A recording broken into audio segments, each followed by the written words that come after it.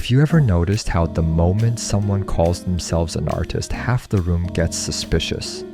Not only because they're scared to ask if they even have a job and how they make a living, which is a video for another time, but because society fears artists and imagination. And why would that be? Because artists point to possibilities that unsettle the status quo. Imagination shows alternatives, different morals, different futures, different ways of living, and that threatens the groups and institutions who benefit from the world as it is. It's not only cultural snobbery or bad manners. It's a social reaction with predictable psychological and institutional roots. Let's start with the most structural idea: status quo bias. Humans and institutions prefer the familiar. Economists and psychologists have named this tendency the status quo bias. When given choices, people disproportionately pick the option that keeps things as they are. It's rational in a survival sense. Change often brings risk, but it also makes disruptive ideas feel dangerous by default. When an artist imagines a different family structure, a different power arrangement, or a different set of social values, that imagination looks like risk, and the instinct is to push back. That's why so many powerful actors, moral entrepreneurs, media, political leaders amplify concern about new art, turning a creative act into a public threat or a moral panic. The sociologist Stanley Cohen coined the term moral panic to describe how societies turn new or unusual cultural expressions into folk devils, groups or behaviors defined as threatening social values. Comics, punk bands, role-playing games, even certain films and artworks have triggered moral panics across decades. The pattern is familiar: amplification by press and authorities, public outcry, sometimes legal sanctions, and the artist becomes less a person and more a symbol of danger. Now, let's look under the hood. What's happening in individual minds when they react against art? Imaginative work is often ambiguous. It asks the viewer to hold two or more possibilities at once. If your brain prefers neat categories, ambiguity feels like noise. That noise increases anxiety and fosters rejection. Art can suggest that the way I live or the way my country should be isn't the only legitimate way. That feels personally threatening. Social identity research shows people defend group norms when they feel identity threats. An artist pointing out flaws in your community is not just an idea, it's a perceived attack. When societies face uncertainty, economic stress, political upheaval, pandemics, they look for scapegoats. Artists, because they're visible and weird, are convenient targets. Historically, artists and subcultures have been singled out during uncertain times because they make visible the anxieties people want to deny. Some creative work deliberately triggers disgust or shock as a tool. Controversial art activates moral emotions like disgust and outrage, which are powerful motivators of public action and censorship.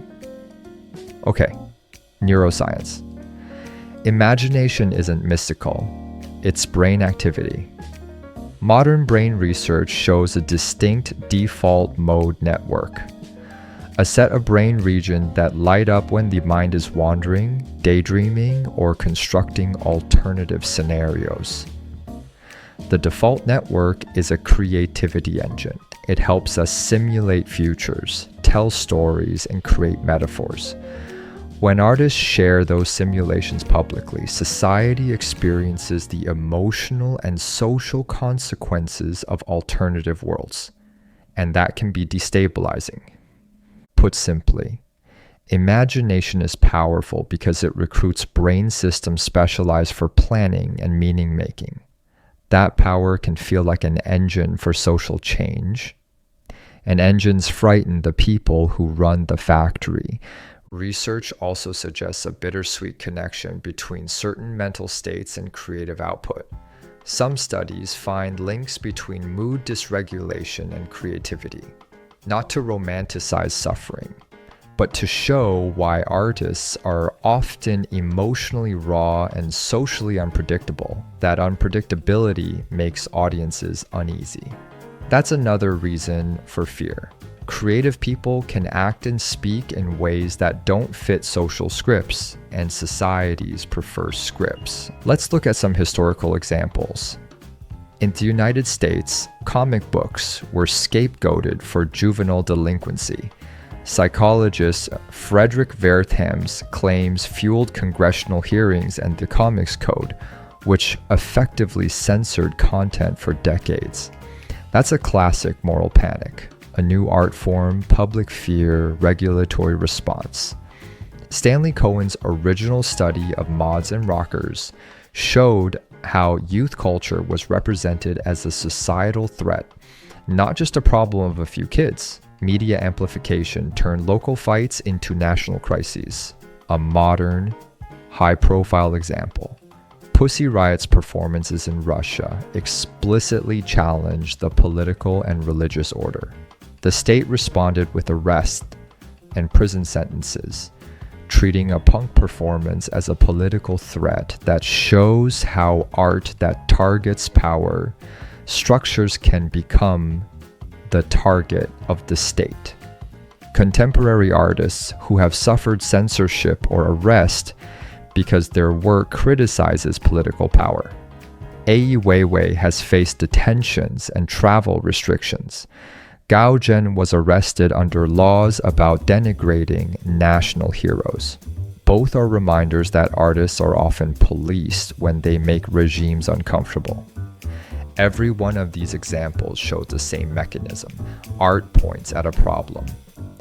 Authorities feel threatened, and a culture of fear forms around the artist.